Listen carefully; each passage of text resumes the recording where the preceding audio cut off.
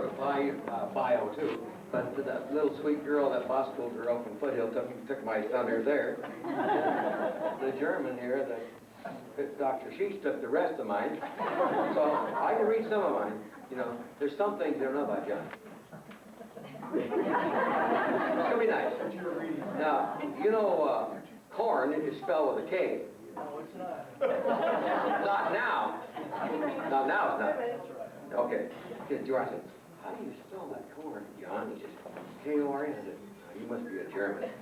But anyway, he was born May 20th, 1938.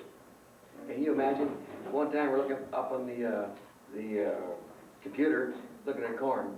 It has about 4 streets. I got to laughing so hard that he shut me down. Well, you know, he missed the Dust Bowl, but he finally got to the Golden State. You know what I mean? Okay. Well, he started teaching at Compton in the wood shop. And that's a good profession, because you can build your house with the extra wood you get. Then he's hired by East High as a special ed teacher, and we coached basketball. He had C, I had B. Well, we had a heck of a time playing after the kids would go, we'd play basketball for an hour or so.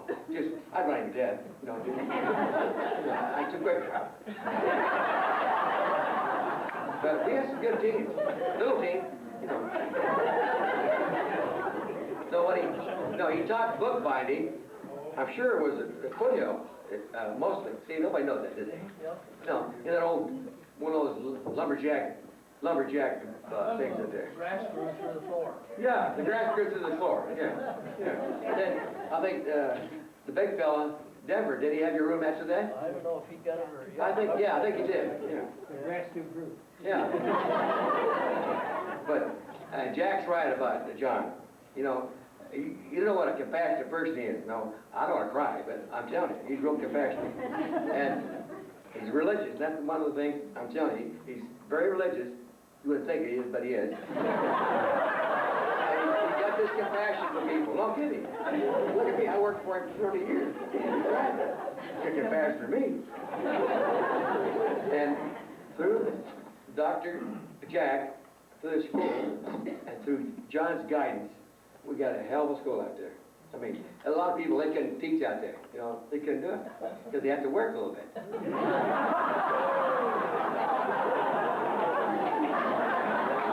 In summation of this, here's a little ditty. The man from corn took California by storm, and those are going to mourn for the man who welcomed us every morn. John, have a nice thing. I got to tell you something about John. He had an old Datsun pickup. Oh, God. That was brand new? Oh, brand new, my foot. Going on a home call. Remember the old days that we made home calls? I used to have to carry a gun and a big old switchblade.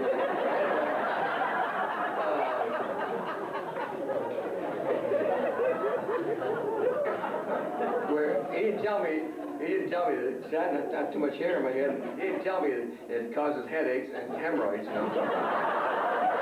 God, I got back. I didn't go over the hemorrhoids yet. And he'd go down the street and he'd see a bump, he'd boom, boom, like that. Then, at each time we had a little stress going for a while, so I used to go outside and a little corridor and I'd yell. So yeah, I got him doing it too. So one day I walked out there and there's the vice principal looking me out in the eye. I said, what are you doing? I'm letting out some stress.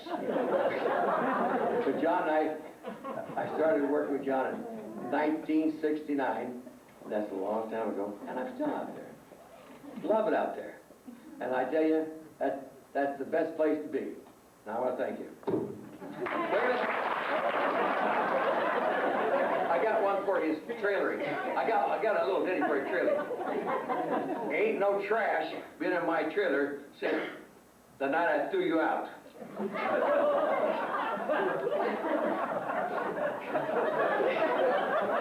So when you go trailing, John, you be trailing, you know, and right next to you will be some trash next to you.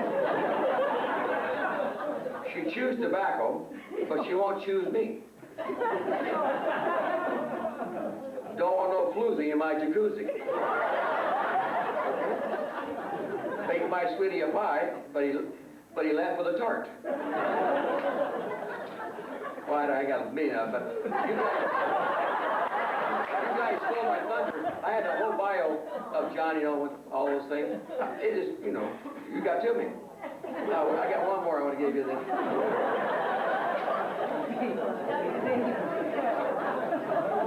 She was a beautiful chick, but when she started clapping, I made her leave my roost. Oh, last one. I got it. She was so clean, but when she became mean, I had to make her split the scene. John, have a beautiful retirement. You're going to love life. Thank you.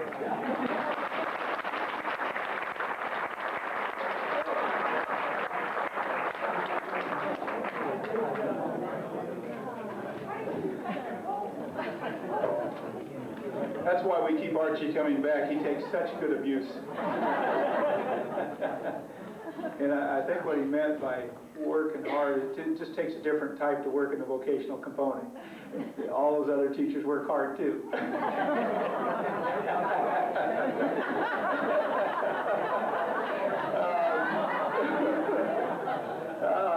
Oh God, I got to pull this other guy up too. Okay. Mr. Monsieur, would you come up and represent yourself?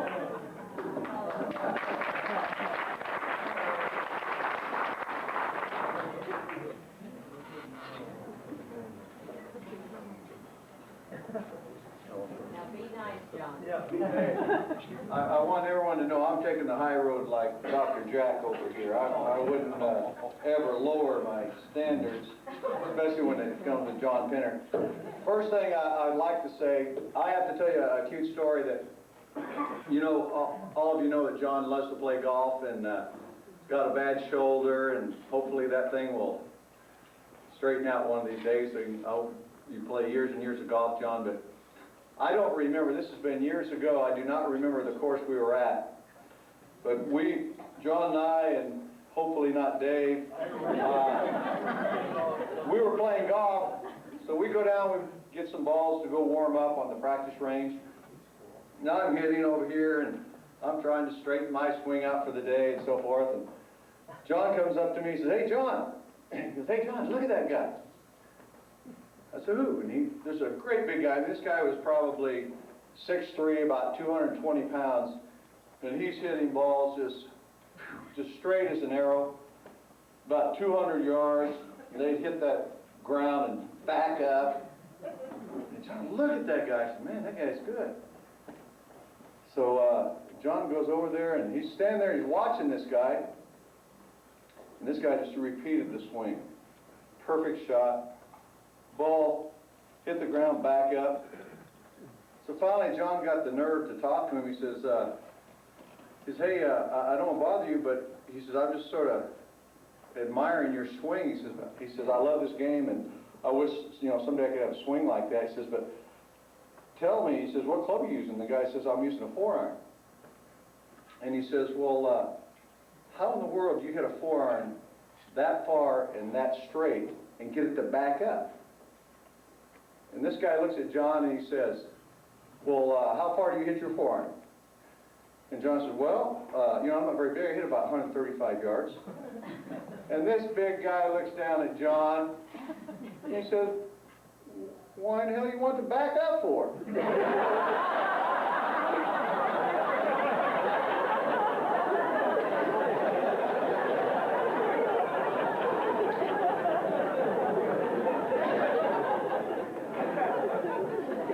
You've all heard of the, I think most of us have heard of the term corn-fed. I know I have. So, as somebody stated here, I think it was Jack, that John always just had an open-door policy. So all of us like talking to John in the mornings especially. So I go in there one morning and say, "John, you're from Corn, right?" And he goes, "Yeah." I said, "What does corn-fed mean?" And he says, "Well, you know, that originated in Corn, Oklahoma, where I'm from." And he told me that it was such a hick town, they didn't have many toothbrushes, and people walked around with corn stuck between their teeth.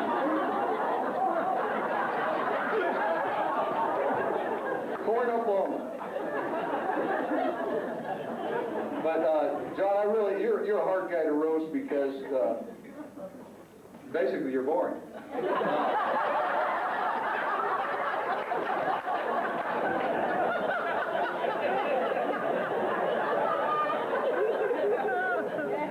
You know, if you ever go in his office, he sits in there with that little corn Oklahoma grin every time you go in that office.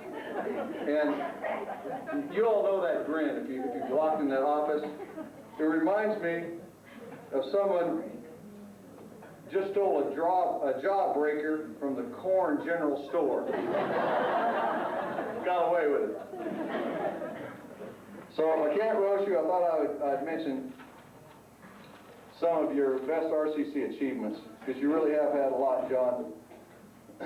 First one I'd like to bring up is the parking lot space numbers that are changed every semester so no one but Ray Charles can find a van.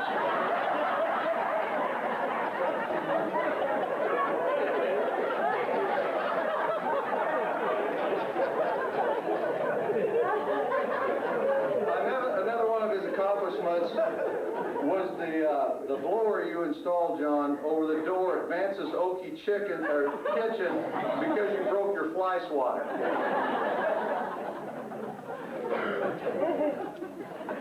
And this is one of the real biggies, finding something for Archie Parks to do that he wouldn't screw up.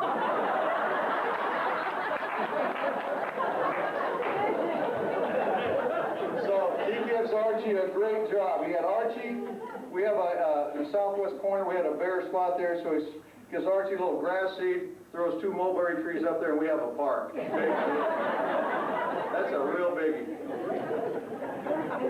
Seriously though, John, I've had, and I speak for a lot of people, me personally, I've had 20 good plus years with you, and it's really been an opportunity. And one of your strongest qualities, I think, and everyone knows this, is his even temperament. In 20 years, I saw him lose his temper one time. He lost control, and that was at the Tehachapi Golf Course when Dave Vance yelled at him in the middle of his backswing. I actually saw heard John say a word that he could not say in church. But the nicest thing about it is John he felt bad about it. First thing he did is apologize to me, and not today, but to me. And he said, John, he goes, hey, I'm really sorry about that. He said, but you got to know, he says, that Dave makes me madder than a Larry Abraham phone call.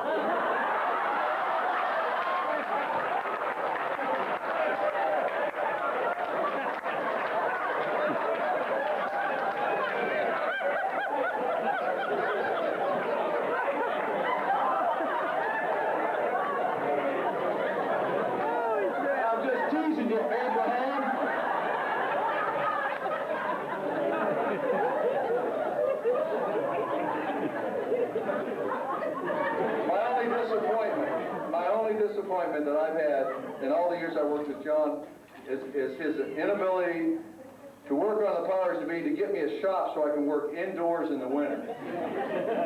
But I know he has really tried. I really know that. Matter of fact, one time he did pour warm water over my hands to free my hand from the office doorknob. Where's that certificate, Dave? All right. Because I don't have a shop, and because he's such a good guy, the car wash and detail shop out there, John, we're going to present you with lifetime car wash pass presented to Milford Pinner. You are entitled to a lifetime of free car washes at the Ruggenberg Career Center, but there's a little asterisk here. Valid only on days 68 to 72 degrees.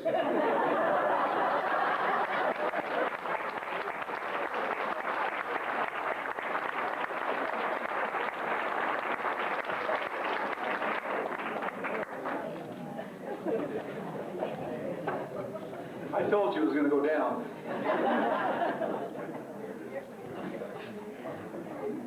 Now, John, I'm starting to get confused here. These are my notes. So, I've had several people said that they wanted to type these up for me, but I wouldn't know how to read them. So, thank you, Mr. Monsieur. I remember the words he did use that day too, and they weren't very nice. But we destroyed a lot of golf clubs.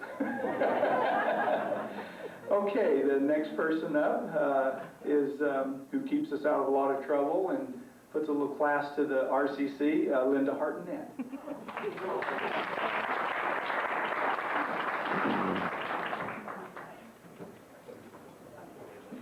Short and sweet, and I might keep him out of trouble, but I get myself in trouble a lot. Thank you, John, for giving me the opportunity to be at RCC. And at the time I was hired, I took over Dorothy's spot, and as the only female on the staff, took some abuse. No, but, thank you again, John, because it's been great. Mr. Fix-It, to me, Mr. Fix-It, John, come in here and fix this. Also, Mr. Wizard, what's the answer to this? John's helped me a lot in the past few years. He's also been very kind in allowing me to make the classroom interesting with objects that people donate. And besides our retail, we have our little Ruggies gift shop going. So he's allowed that. Thank you for that. And so we definitely don't want you to go off on your retirement, you and Lillian, and just kind of forget about all those little crafty things. So I expect some email and some pictures of craft items throughout your travel. Bring them back to RCC. And we would like to honor you with the Ruggies gift shop. Good for one specialty item per season. Valid only when leftover items are available, however. Thank you.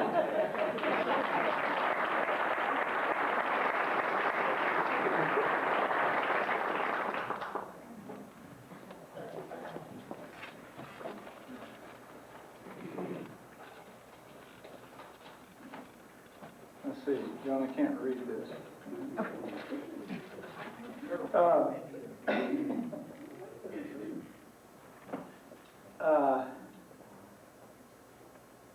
Even though I know you're ready for retirement, we as a group kind of figured you well missed some things at the RCC.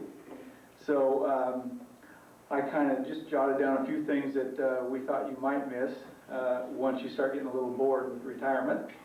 And I'll go through these kind of quick. Auto area. You're going to miss the car washes, wax jobs, steam cleaning, body work, painting, and the ever-pleasant personality of Mr. John Montero. Furniture class. Refinishing a table, covering a chair, having a precious antique destroyed in the name of instructional process. And the ever Mr. Nice, Mr. Paul Sanchez, teacher of that class. Custodial, having your carpets cleaned. Having your carpets cleaned and your floors buffed. Only to find out the next day that the wrong solution was used and your carpets are gone. Once again, all in the name of instructional process. And Mr. Peters, another nice man.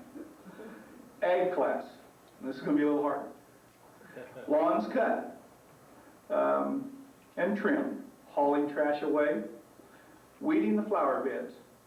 And discovering when you get home that day that 3 of your sprinkler heads have been broken off. Water everywhere. However, it was not Jim Provensal's fault. Archie Parks subbed that day.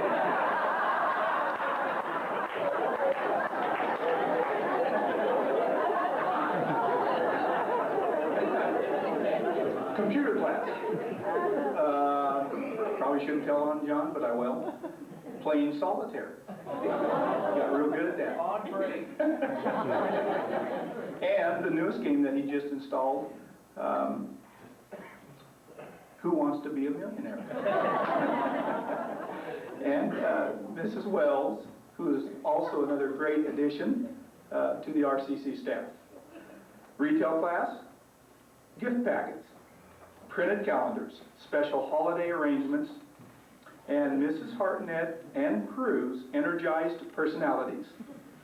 Food class, which you made a big mistake there. Those tasty chicken tenders, those fattening cheeseburgers, Wednesday specials, and of course our favorite, Mr. Vance's roadkill of the day, whatever I get coming in. Also, just a couple other things that probably only you will appreciate. Just on a few things, on things that you're probably going to miss hearing, like Hey News, which is Mr. Frank Provençal. Piece of cake. Goes way back to Norm Hartnett. Why do we have to do the damn grades like this? Mr. Pleasant Personality, John Monsieur. And why are we doing it this way? Our lovely Mrs. Hartnett. Also, I know that with your fifth wheel and your new truck, man, we've never seen him drive around in such a nice vehicle until this year. I know from going with John in different places over the years that Lillian's going to have to hold her breath because I don't care what he's driving, he has a lead foot, and that vehicle's going to go too fast. So we figured Lillian would probably need some help in this category. And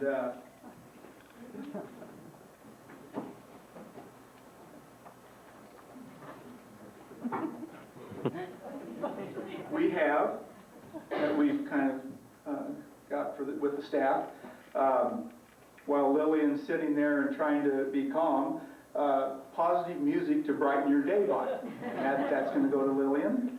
Also, because we've also worked with Mr. Penner over the years, we figured that for women only, that the powers of communicative skills, and that's another thing that you could use in your days as you're traveling, and also for Mr. Penner, how to keep from going bonkers, because we figured you're going to get tired after a while.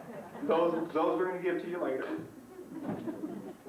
And you probably also thought you were going to get away without a piece of the history, and we're going to go clear back to 74, and probably the only ones here that will really relate to it is yourself, Paul Jacobson, Mr. Monsieur, and Kathy Beach. And we thought you might like to take this with you. Now, that is bookbinding, over cards that were new to the press. And believe it or not, Mr. Penner made these, and I scrounged them and found them in storage. And believe it or not, besides you being used to drill our books, this was used as a weapon against Mr. Monsieur. We had one student go after Mr. Monsieur with this, and I don't know why. John taught about 3 or 4 years of bookbinding. I did 3, Mr. Monsieur did 1, and why they went after Mr. Monsieur, we don't know. But anyway, and we wanted to get it out of storage. So this is yours. Original string for threading, bookbinding. Jake? Yeah, Jake knows that one. And also, I have no idea what this is either. However, we figured you did, so this is also going to go with you. And I believe they're spacers, but we've lost all the words. Okay, that's going with you. And an original book with your instructional aides named Kathy Wingman. And we left a lot of blank pages so Lillian could kind of keep a journal as you guys travel.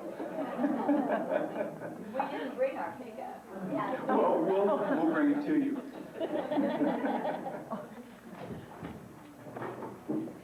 And last but not least, certificate of appreciation for John Penner. Because of your dedication and hard work at the center, we in the food service area would like to offer you, on your visits to the RCC, free lunches. Asterisk also, like Mr. Monsieur. Yeah, that's good. Valid Saturdays and Sundays only. Force gratuity is gladly accepted, and we reserve the right to refuse service to anyone. And we will.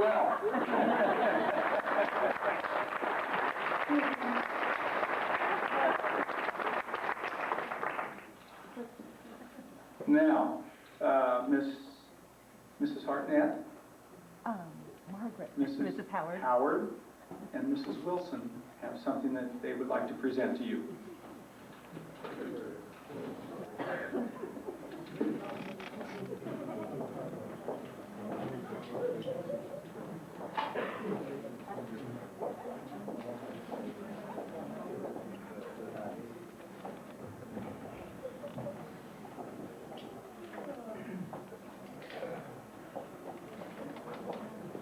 This is from your staff, from our hearts to your home, Mr. and Mrs. Pinner.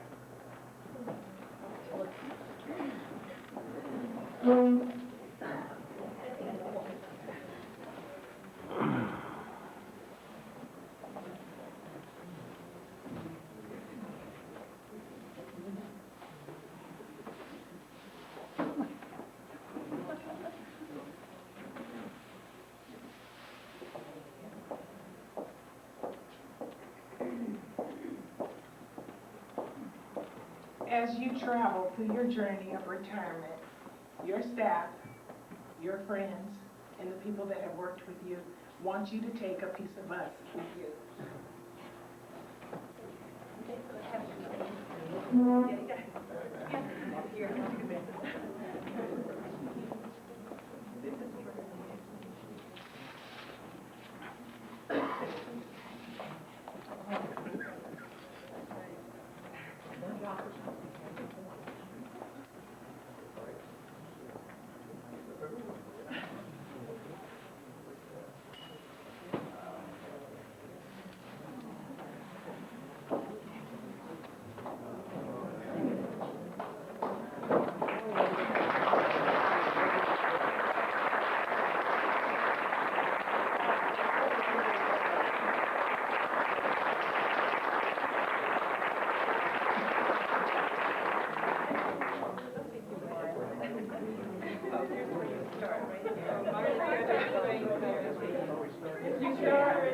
On your journey, on your retirement, you will start by Kathy Beach saying, "See you, John." Your RV will travel and take you all around, and as you travel all the way around, we have different little sayings all around the border of the quilt. Each of your friends that we got in touch with signed something off by giving you a little remembrance. Think about us. We'll miss you.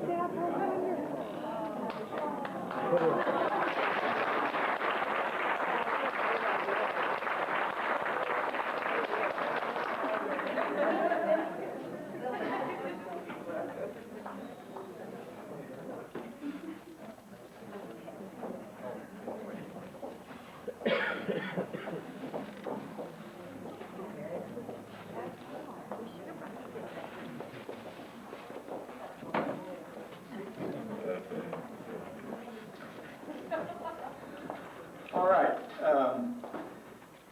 I'm going to turn. Principal, Dr. Thompson of Foothill High School.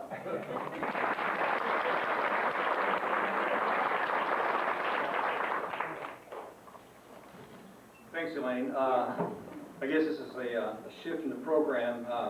It's going uphill from here on. But John, I'll just say a couple of words. After hearing people talk, we have a few things in common. One, we both went to Fresno State, and you went to Reading College. I taught at Reading High School. We both taught special education. You for a long time, mine for a short time. In fact, John Ferguson trained me as a special education teacher, I lasted 1 year. That is no reflection on John. But, you know, special education teachers are a little different. You guys are a little different. But now that I become a principal, I can appreciate that a great deal. Believe me. Elaine, thank you. We also play golf. I played golf maybe 4 times in my life. You play golf very well. In fact, you and Howard, I saw Ted walk in somewhere, I don't know where Ted is, played a couple years ago, and I mean, I'm pretty bad, right? You go ahead. You agree? You're retired. That's all right. You can send it through. Last year, however, I wised up. I chose as my foursome John Denver. Where's Larry? Larry. And Buzz Cappy. You know, I look pretty damn good out there.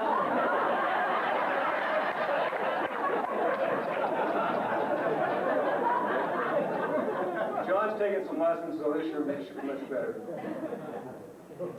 Well, I'm here to say a few words about Lillian. I have absolutely nothing negative to say about Lillian. She has been at the heart of the special education program at Foothill High School. We do, as many of you know, because we hit you up for tickets every spring, we do a reverse drawing. And unless you've done something like that, you really can't appreciate the amount of work and effort that goes into that. And Lillian, along with Elaine, have worked tirelessly on that project. And believe me, it is a lot of work. And Lillian had worked with Elaine and Foothill. In fact, there are others up there who worked as well. So I appreciate that.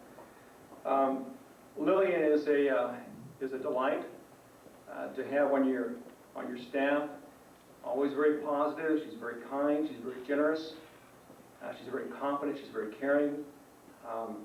And it's a privilege for me, on behalf of the Foothill High School staff, to recognize Lillian tonight. So, Lillian, I'm going to ask you to come up to the podium, please.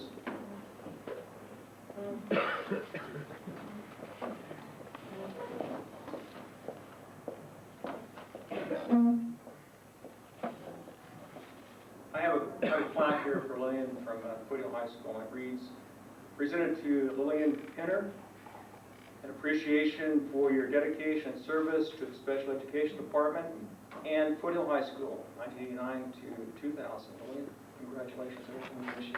Enjoy retirement. John, enjoy retirement.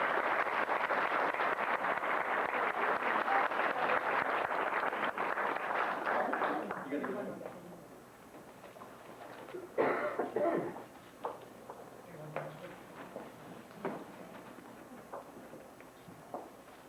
This is from the Foothill Foundation.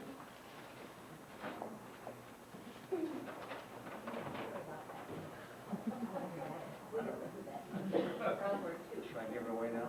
Oh, absolutely.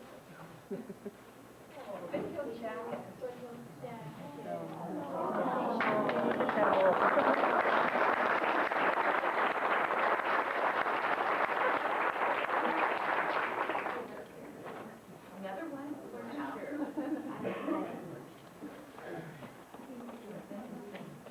Too heavy for a beanie baby.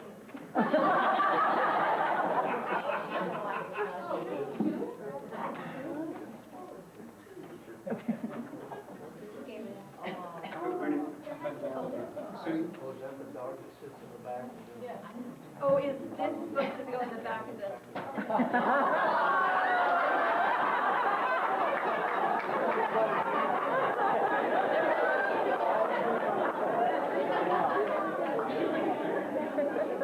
Coffee, and who is this from? That's from your stepchildren. Oh. What was the first lounging in the back of the motorhome? Oh, thank you so much. I really didn't want a real dog. They're much easier. I would like at this time introduce our all of our children, all of them, all 3 of them live out of town. And so we've adopted some children here in Bakersfield. and they're with us here tonight. And I'd like for you to stand so everybody can see you. We're in together, you need to.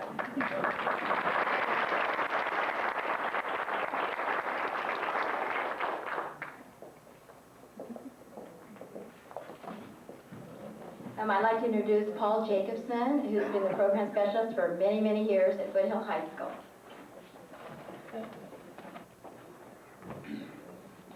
A lot of stuff here taking me back, you know. I was looking at that quilt when they undid it. Isn't this nice? I mean, nice stuff, nice words for nice people, huh?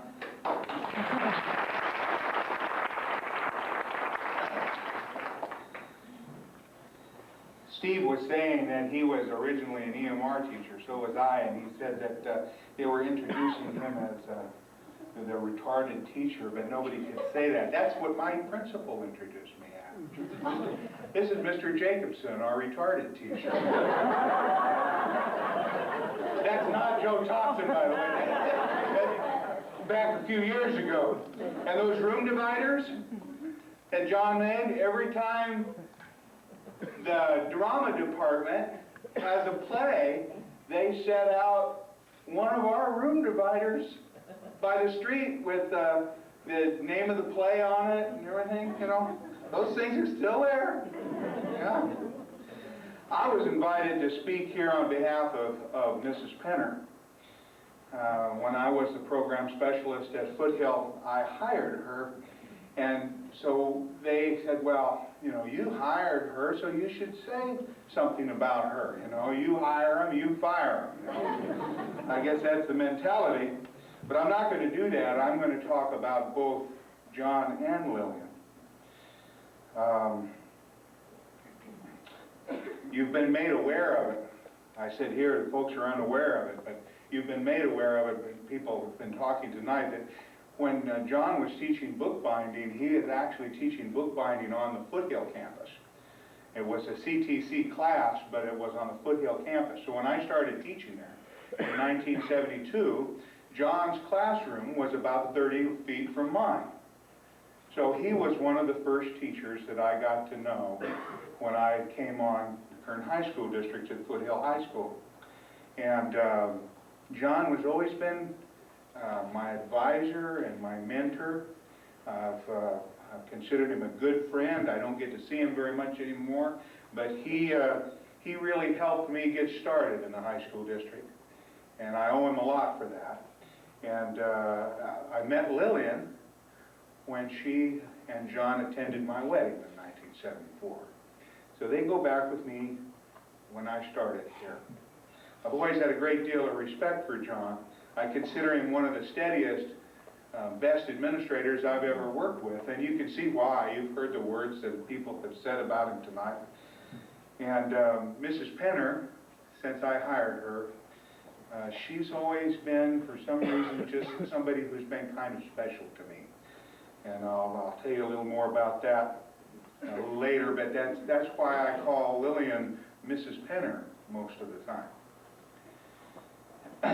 I really began to admire John when I was a program specialist. You've heard about the Program Specialist Council tonight, and I was on that for many years, and it was a council of the program specialists, and of course they were the people who ran the special ed units at each high school, and we had these meetings once a month, and John represented the RCC, and Steve was there representing the district, and of course Jack was the boss. And the Ruggenberg Center was by nature a fishbowl, okay? Because everybody looked at it. You know, it was a special program. We brought people in from all over to look at it when we first started it. And all of the program specialists had a kind of a vested interest in it because our students went there. We all fed into it. And so we all had our 2 cents that we could put in these meetings on how John ought to run that place. Now, John, I think you ought to run this, you know, you ought to do this. See? So every time we have these meetings, and you know, we don't necessarily, I was guilty of this too. I mean, I'm not picking on these people, but you know, we weren't necessarily interested in the best interests of the RCC. We were, you know, looking out for ourselves. Maybe our butts. Anyway, every meeting, John would sit there and, you know, people would start talking about something they wanted at the RCC, or, you know, this is the way you ought to do that. And so he kind of had a target on him every time he came to one of those meetings, that he was either between, you know, two of us, or between, you know, in front of one of us, or he was between Jack and us, or where he was always in the middle. And there's a proverb, an ancient Chinese proverb about that, about a guy who walks down the middle of a road and he gets hit by trucks going both ways. Well, John was always walking down the middle of the road, but he never got hit by a truck, because he always handled everything with diplomacy, tact, and I never saw him lose his temper. It had to be real frustrating for him, I know that. And I just, you know, being an outsider, looking in, I just don't think there's anybody that could have run that school, that program, as well as John has over the years. I said that Mrs. Penner was kind of special to me. And the reason is because when I hired her, it was kind of like hiring my mom. Before I talk about that, though, there's a little incident that I have to mention with her. There are 2 times in my life where I have really felt totally helpless, and she was involved in one of them.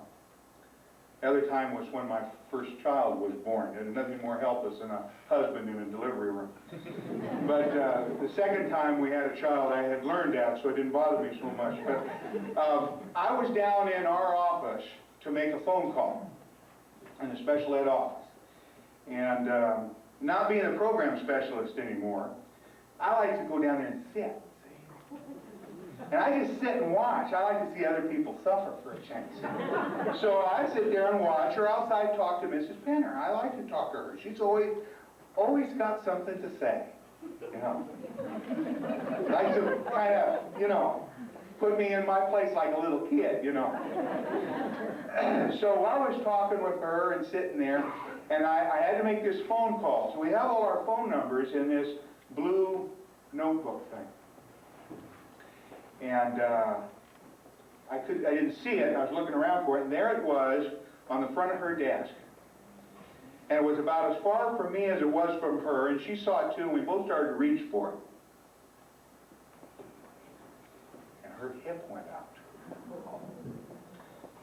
And I can remember looking at her, I can see her face right now. She was in excruciating pain. And there was absolutely nothing I could do about it. It was just, I felt as helpless as I've ever felt to see somebody that you care a great deal about, and you can't do anything to help. And of course, people came into the office and said, "What'd you do to her?" You know. I reached over and I picked up the phone, I called John, and I said, "John, you better get over here and we better call an ambulance." I don't even remember who called the ambulance, but that's one of those things that I'll never forget. And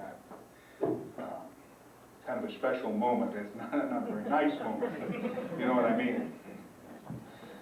I said she was kind of like my mother. Now, there's several reasons for that. And I just dealt with one of them, and that's her courage. You know, as I watched my mom get older, and she dealt with all of the problems that she had physically, I learned a lesson that men learn hard, and that is there's a courage that women have, that we don't have. Women have it. And Mrs. Penner has that courage. And over the years, she's dealt with that hip, and it's been real hard and real painful, and a lot of work to keep it going. And she's dealt with that with a quiet dignity that sets a real hard example for the rest of us to follow. Now, when I hired her, I was looking for a an assistant, a classroom assistant, to work with Elaine Sullivan. Back in those days, Elaine was a good-looking young woman.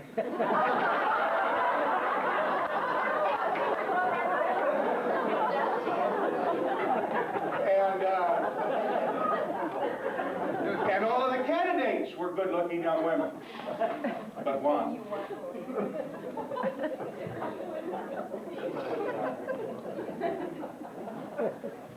So I went with maturity and age, and I hired Lillian.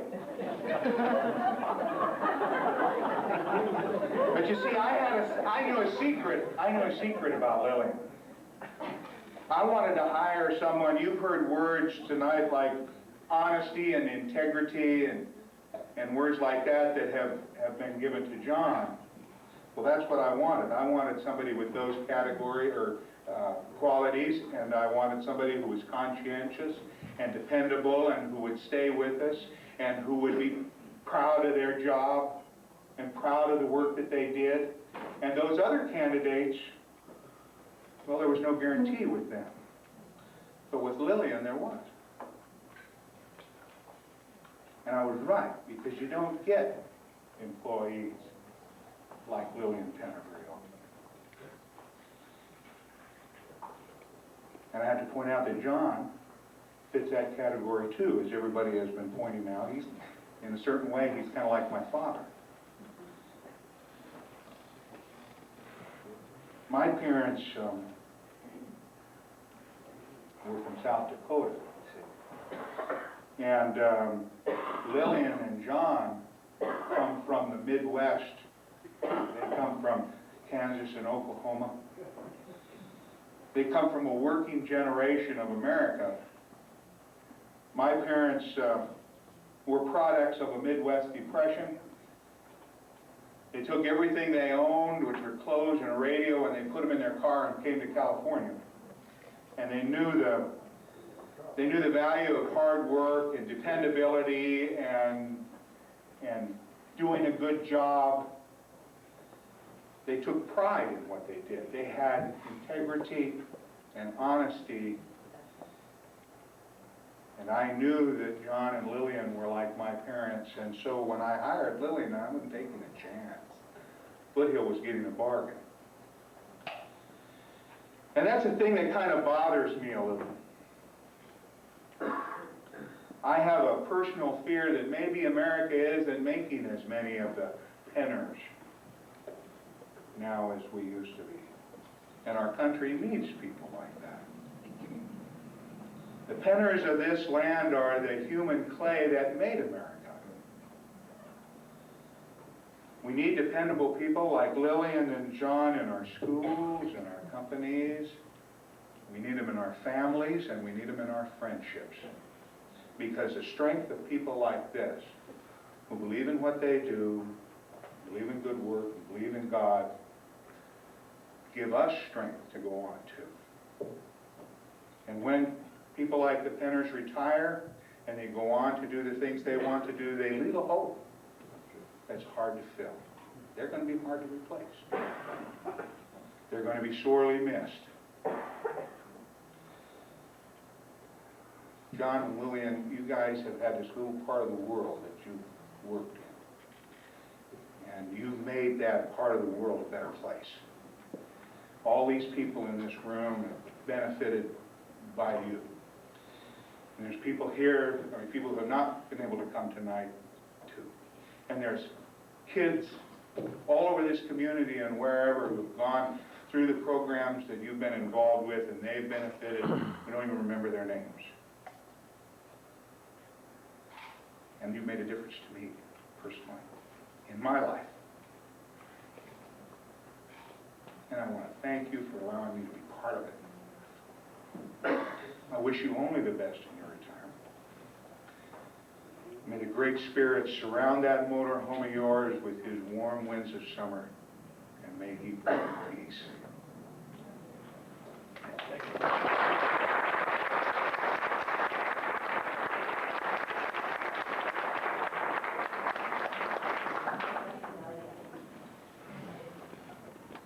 I wrote a couple of adjectives to describe Lillian Pinner. Loyal, diligent, efficient, intelligent. These are better than yours, John. A great disciplinarian. The teenagers in my classroom do not dare mess with Lillian Pinner. And she has an unbelievable work ethic that you've heard about. She knows all the legal and appropriate procedures to run a successful special ed office like the back of her hand. And if you've ever called Foothill High School and asked any questions, you know that she knows all the answers. And I was just saying, I hope we don't end up in the local newspapers or anything now that Lillian's gone. I hope you won't see Foothill Special Ed in there. For 1 year, I've been torturing her, telling her, you know, every time she does something silly or makes a mistake, I go, wait a minute, I gotta write that down for your retirement party. Because again, she's hard to roast. It's hard to find things to talk about. I wrote down just a couple of things. The word keys makes Lillian cringe. And if any of you in special ed, you know what I'm talking about. Last spring, she accidentally misplaced the keys to the special ed department and to the gates around Foothill there. And so we all had to go turn in our keys. You know what that means. We all had to go turn in our keys, and everything had to be rekeyed. And so that was not. We only have one bathroom key in the special ed department, and whenever it's missing, we always would go, okay, Lillian, where is it? But now we have somebody who loses it more than Lillian, and that's Bob Mejia, so we can blame him out. Now this is pretty good. Just yesterday, Kathy Smith was coming to work from driving the bus, and she said, whose keys are these that say LP? They were outside on the grass, Lillian Pinner. Now, if Kathy didn't find those keys, everything would have been rekeyed again. We all would have to walk down to the office to explain that one again. But she lost them doing something really good for a student. Whenever I go to the program specialist meetings, and especially the ones that are all day long, I try to leave my desk pretty clean, which it never is. But when I come back, for some reason, I mean, it's just all stacked up, and I've only been gone 1 day, and Lillian always would joke about it and say, yeah, this is your work, and I put my work over there too, because you're gone. But I do the same thing to her when she's gone. I just take everything and stack it over there, and it makes my desk look real good. Just remember in the olden days when we used to go to Camp Okeechee, and we have so many good memories. Lillian and I were, for some reason, really good at ping pong. I don't know why. And we used to take a lot of kids there, and they'd always would try to beat the 2 old ladies that were playing ping pong, but they never could. When we would drive, they'd always tell me real nicely, don't tell Mrs. Pinner, but she's an old lady. I don't want to go in her car. But little did they know, when they got used to her, they didn't want to drive with me anymore. They wanted Lillian, because being a leadfoot must run in that family. They all wanted her. But they used to tease her and everything, and she'd hear them say, you know, this old lady this and this old lady that. So she goes, let's get him, Elaine. So one day we had a large group, and we decided that right when school was out, first of all, they don't want to be seen with 2 old ladies driving, right? We went in those huge station wagons and went in the front of the Foothill High School when it was being dismissed. All the kids are coming out, and we started honking and waving at everybody, and they were all trying to duck in the car. They were so embarrassed. I bet they're pretty happy Camp Okeechee closed up. This is a pretty good one. If you've ever called Foothill High School, you'll also know that Lillian has a problem remembering if it's AM or PM, okay? It's in the afternoon, she's very cheerful. Good morning, special education, and I hear her laughing, oh yeah, I guess it is PM, and vice versa. And you know what I mean if you've called in. One time she went to call, we were looking for a student that was in study hall. And so we looked at the name of all the people that are teaching, and she looked up the phone and looked up the name on there. And the name said, study hall Proctor. So she called study hall and asked for Mr. Proctor. I really laughed hard on that one. When Lillian first started, she used to be, and as you all know at Foothill, you were there then, she was so nice. So introverted, soft-spoken.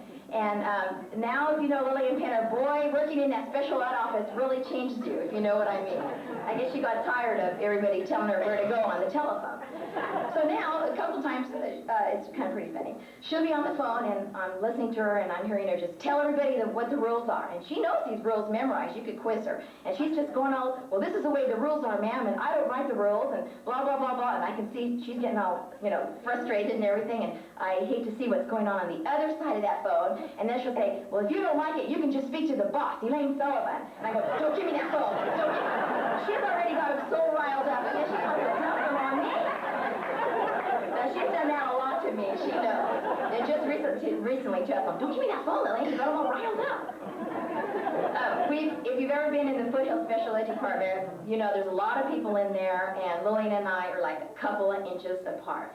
And if you ever call in, you'll notice that since I was there a month before her, I guess I dropped off on her, but we sound identical. And oftentimes they'll tell me, hi Lillian, and I'll go, no, it's Elaine. Or they'll tell her, you know, hi Elaine, and she'll go, no, it's Lillian. So we kind of sound the same now. We've worked 10.5 years together. Sitting so close together, a couple inches apart, I would like to lodge a complaint. The last 2 years, and this is the truth, my left hip has been really hurting tonight. She transposed her hip problems onto me.